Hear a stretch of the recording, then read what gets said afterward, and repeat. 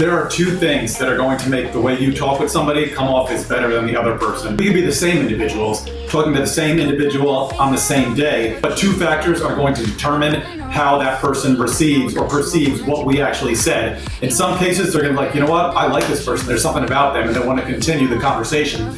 In other cases, they're going to look at you and they're going to be like, you know what, this person, I don't know about this person. I think maybe it's time to go, time to talk with some of my friends, you know. They're not going to want to get invested in that conversation. So the two factors that are going to influence this are one, comfort.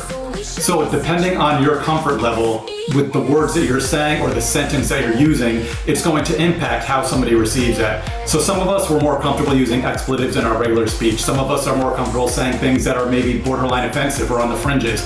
If you have that natural comfort and that inclination to use that words and it's in an appropriate setting, then, you know, by all means, go about it, right? That's how you convey yourself and that's how others relate with you.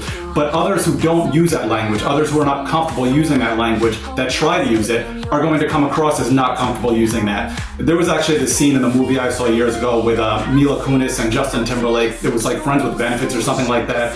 He takes a job out in New York and she's a headhunter. But anyway, they start to get intimate with each other. And anyway, one of the things that he notices about her is that every time she uses an expletive, she like sneezes or she does something with her face.